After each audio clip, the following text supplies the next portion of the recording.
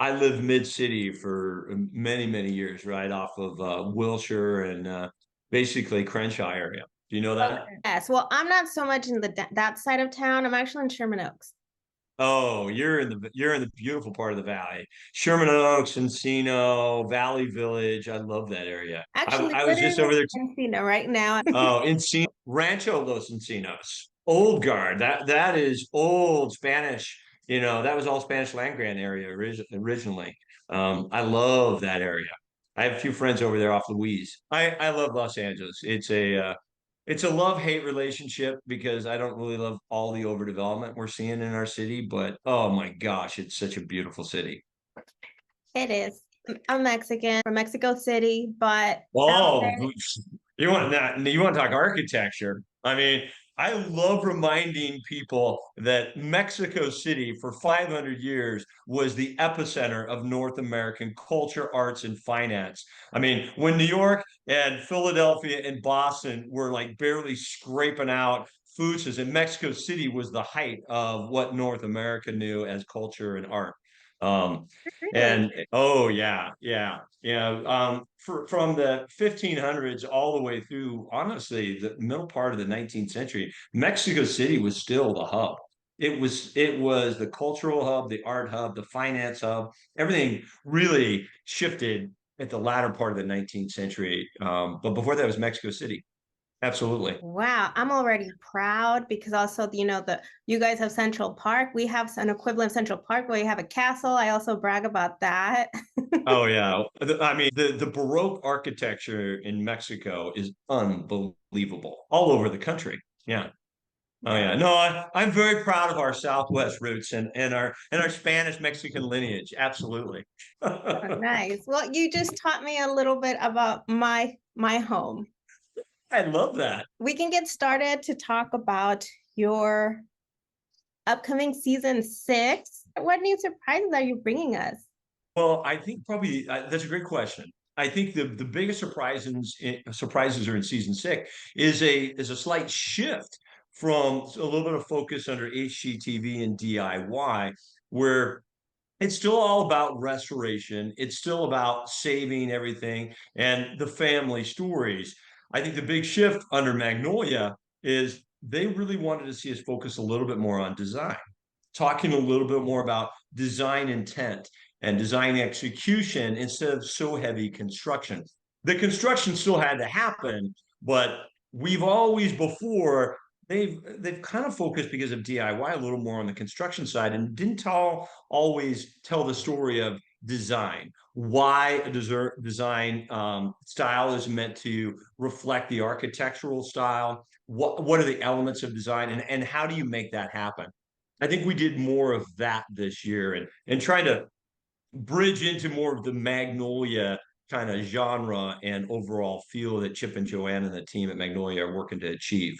So, what design do you prefer to work with? And is there Oh, such thing as a cheaper, more economical design? oh, golly, yeah. Design doesn't have to cost a fortune. I mean, some of the best designers, worked, themselves up through lower class assets. I mean, I come from more of a farming ranching family. I mean, but I gotta tell you what, my grandma would say she had great design. She didn't have a lot of expensive things, but she had great taste. Taste and design is not always equivalent to just money. It's how you put things together. It's how you see color and how you see contrast and materials and finishes. I can tell you, I've spent a lot of time in some of the family farmhouses, and I got to tell you what, didn't have expensive furnishings, but they were high quality and they were beautifully designed. And I mean, one of the best design practices I always tell people, and one of the first things I tell people about restoration, the most cost-effective way to restore and make any change in any space is to clean it. Start with cleaning the spaces around, get rid of the clutter, clean, reveal some of the finishes, and that alone will make a huge difference in a space. Well, you just gave me one of the 3 steps as to how to begin. I'm So, what sorry. would be your 2 and 3 advice? Start with cleaning, and then number two is if you're tackling any renovation or especially a restoration project, You want to focus on the original intent. What did the original architect decide they wanted this structure to look like? And what was the purpose it was meant to serve?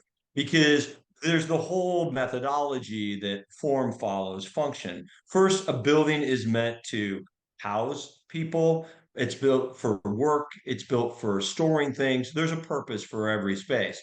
And then the purpose of the space is really tied to the time frame in which the building was built.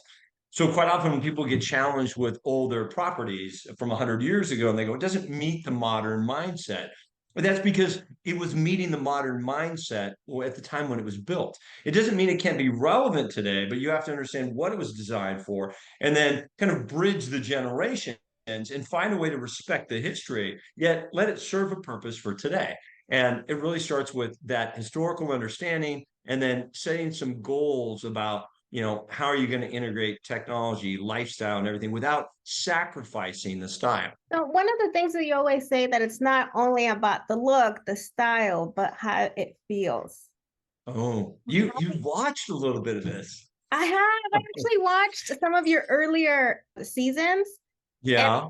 I'll be honest, they did send me the new material, but I want to be surprised because I want to talk to you based on what I had seen. Yes, I love that. So, which any standouts, anything that you kind of remember? Any house or Yeah, so there was like one, I remember there was one episode where it was like a Victorian, which had no look of a Victorian look. And Yep. you totally had to restore everything, the Fayette, like it was like this whole other home. It Oh was yeah. unbelievable. Thank you. And that's the fun, right? Is trying to look at the details that define that architectural style and using the materials and details to create that style. Because as your question was to me, how does it feel? Good architecture is meant to drive a response. So it's meant to craft feeling when you walk in the front door. I mean, I always tell people, and a lot of times you've probably seen me, I'll take a homeowner out and I'll say, come on, let's walk out to the street. And I want to see how you approach your house. And let's talk about what is your eye seeing? How does this make you feel when you see this house? Is it a grand experience? Is it inviting and comfortable and feels like your grandpa? What do you want it to say when people walk up to your house? And what do you want the house to say about you and your family when they walk in the door? Because our home should reflect how we want to be perceived in our communities and not necessarily how marketing medias or other people tell you you should be this and it should be glitz and glamour and this is what, because that's not what all of us want in our homes. Many of us want our homes to have a place of comfort. It's a place where you go to rest. It's a place you go to entertain. It's a place that you typically welcome your family and friends, and you want it to be reflective of how you want people to feel in your home and how people perceive you. So I think those are the feelings that I always try to make the structure be reflective of. It's really reflective of the homeowner. How did this all begin? How did your love for restoration and bringing back the original facade come to you? It started when I was a little kid. I remember I can pinpoint it to a place and time. I was probably 7, 8 years old, and my family farm in Oklahoma is where I spent a lot of time in my youth. And there was a dairy down the road from my grandparents' farm, and when I was really little, it was spectacular. With silos and barns and outbuildings, and everything was just meticulous, and it captured your attention like great architecture or a grand old tree. It will something that says, wow, there's someone paid attention here and there's something very special about it. As I got older, I kind of watched through the generations the farm fall into decay. And, over the 20, 30 years, things just started, not being taken care of. And then one barn, fell down and they got rid of it. Now the silos are gone and there's not much left of it. And at an early stage, it really triggered something in me about preserving and taking care of things. And also, I think coming from a family of modest means, and especially if you come from a farming or ranching family, you understand the value of things and what it costs to buy something. So you don't quickly just replace things, you take care of things and you fix things. And I would say that is an old school mentality, not just in America, but this is a world mentality that families work hard to hold on to something and usually pass that on to generations, and you take care of things. And we're taking care of things so that a future generation can reap the benefit of your investment and all your sacrifice. And I think that's kind of what I really fell in love with. And that's been kind of my mindset since I was a little kid. I like to fix and take care of things. And you bring so much joy in fixing and taking care of things for some of these people's home. So, what's one of those touching stories we'll be seeing? Because, I mean, the end is the whole thing is great, but the end is just so heartwarming. Thank you, Nancy. And for me too. I mean, I I try not to let it show too often with the camera guys. Sometimes like get on, I hear them like get on Brett. I'm like, oh no, am I starting to get a little weepy because it's it's really hard because I always tell people it's a privilege that family and anybody is inviting me into their home. It's a very personal thing that they're allowing me to their inner sanctum, their most sacred space, and they're saying, hey, we need your help to make our home something special, and we'd like you to do it. So they're entrusting me with their house, and I really do listen to the homeowners. And I think at the very end, I hear all the time, they're like, you really listen to us. And I go, well, that's my job. My job is I'm not restoring or building a house for me. I'm supposed to be interpreting what you're telling me and trying to make it visualize so that you can live the dream of the house you would always hope to have. And I think that's the fun. And you're going to see that in the upcoming season. There's one family in particular, Tom and Karen. I mean, just phenomenal couple, saved their whole lives, bought their dream home that was a bit of a mess when they bought it. But then, and they planned to restore it. It took 30 years. They raised their kids, they ran their business, they took care of their parents. Life happens. And I think that's one of the things that we all get caught up in. We all have the best expectations that tomorrow I'm going back to the gym. Tomorrow I'm going to be better about spending money and I'm going to fix my house and I'm going to do this. Life is what happens in the meantime. And sometimes years, if not decades, go by. And for Tom and Karen, 30 years had gone by. And Karen, it was very emotional because she's an amazing woman. And she struggled for a long time to make sure that not only they hold on to the house, but it was a good house to raise their kids and the kids in the community. It became kind of the epicenter for a lot of the community there for them. And to see the house finally get restored, she told me, she goes, I never really thought that we would ever be able to achieve it. She goes, I just thought that it was a dream that was never going to get realized. So that's something you're going to see. And it's so hard for anyone that's along that journey not to feel that kind of personal connection because we all have those stories. And I think that's one thing about the show that's heartwarming. We can all relate to a family member, a sibling, a neighbor, and that journey and those struggles. And so you see it. So I get a little tied up in it too, and it's hard not to. Yeah, as Is a that too viewer long? I'm too. sorry. No, as a viewer Good. too, you can't help it but just feel for them. Yep, That 100%. excitement. Yeah, Oh, you just told me a little about Mexico City. So, if yeah. you had a chance to do like international restoration, what country would you want to do this at? Oh, oh, I've never been asked that question. Oh, if I had to pick one, Or oh two? man.